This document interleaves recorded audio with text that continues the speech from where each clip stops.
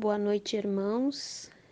Que a paz de Deus, que a paz de Jesus esteja conosco hoje e sempre. A leitura do nosso Evangelho nesta noite é referente ao capítulo 9. Bem-aventurados aqueles que são brandos e pacíficos. A cólera. Itens 9 e 10.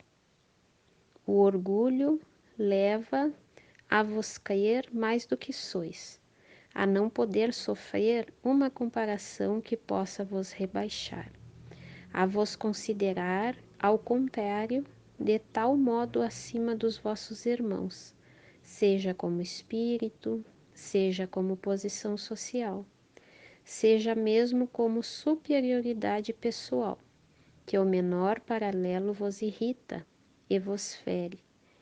E o que ocorre então? Entregai-vos à cólera. Procurai a origem desses acessos de demência passageira que vos assemelham aos animais, fazendo-vos perder o sangue frio e a razão. Procurai e encontrareis quase sempre por base o orgulho ferido.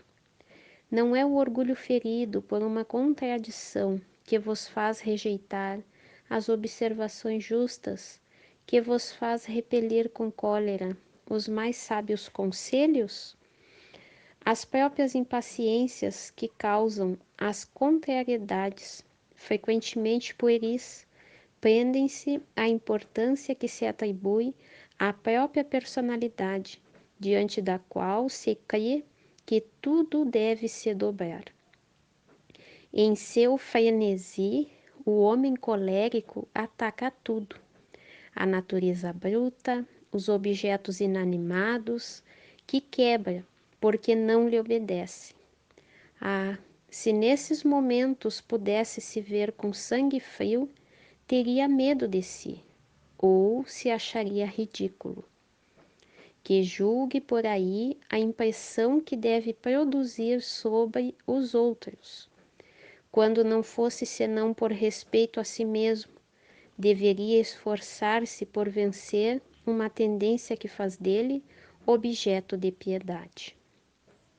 Se imaginasse que a cólera não resolve nada, altera sua saúde, compromete-lhe a vida, veria que é sua primeira vítima, mas uma outra consideração deveria sobretudo detê-lo: o pensamento de que torna infeliz todos aqueles que o cercam.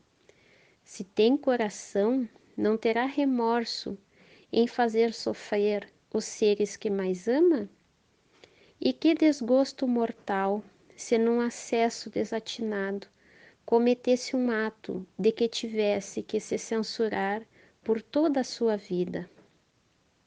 Em suma, a cólera não exclui certas qualidades do coração, mas impede de fazer muito bem e pode levar a fazer muito mal. Isso deve bastar para motivar esforços por dominá-la. O espírita, por outro lado, é solicitado por um outro motivo. Ela é contrária à caridade e à humildade cristãs. Um espírito protetor, Bordeaux, 1863.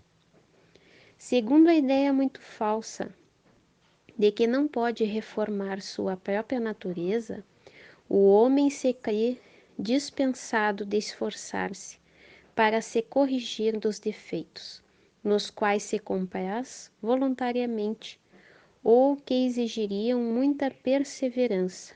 É assim, por exemplo, que o homem inclinado à cólera se desculpa, quase sempre, com seu temperamento antes de se considerar culpado.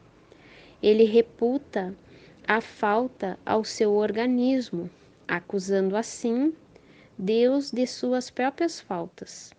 É assim uma consequência do orgulho, que se encontra misturado a todas as suas imperfeições.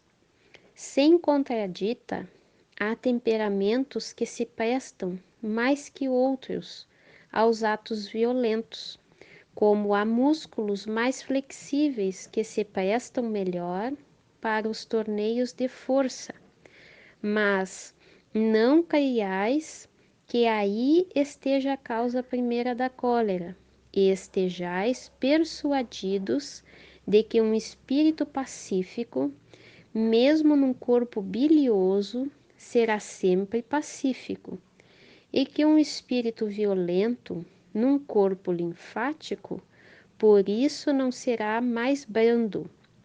Somente a violência tomará um outro caráter, não havendo um organismo próprio para secundar sua violência. A cólera será concentrada e, no outro caso, será expansiva. O corpo não dá cólera àquele que não a tem, como não dá os outros vícios. Todas as virtudes e todos os vícios são inerentes ao espírito. Sem isso, onde estariam o mérito e a responsabilidade? O homem que é disforme não pode se tornar direito, porque o espírito nada tem com isso, mas pode modificar o que é do espírito quando tem uma vontade firme. A experiência não vos prova, espíritas, até onde pode ir o poder da vontade, pelas transformações verdadeiramente miraculosas que vedes se operar? Dizei-vos, pois, que o homem não permanece vicioso, senão porque quer permanecer vicioso, mas aquele que quer se corrigir sempre o pode. De outra forma, a lei do progresso não existiria para o homem. Hahnemann, Paris, 1863. A leitura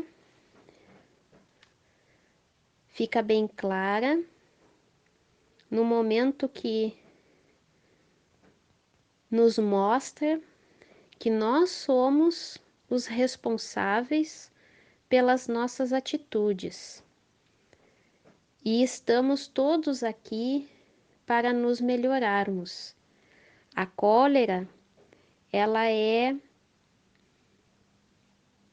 uma extensão do nosso orgulho ferido e muitas vezes acabamos fazendo coisas que vão nos prejudicar futuramente, vão marcar nosso perispírito. O ser colérico, ele agride mais a si mesmo do que aos outros. Então, pessoas que se deixam levar pela cólera têm que buscar sua melhora íntima o quanto antes, pois sabemos que a cólera não nos leva a nada, apenas nos atrasa cada vez mais na nossa visão de espírito. Então precisamos nos melhorar, deixar o egoísmo, o orgulho, a vaidade, o ciúme, a inveja, todos esses sentimentos mesquinhos que nos rebaixam perante Deus. A gente precisa se melhorar e é chegado os tempos em que o amor tem que prevalecer. E estamos vendo aí casos difíceis que estão acontecendo, que estão chocando a todos nós, a toda a humanidade. E nós precisamos ter calma, ter paciência, procurar Deus e procurar nos reformar de dentro para fora. É chegado o momento da reforma. E também temos que vivenciarmos o amor verdadeiro, o perdão.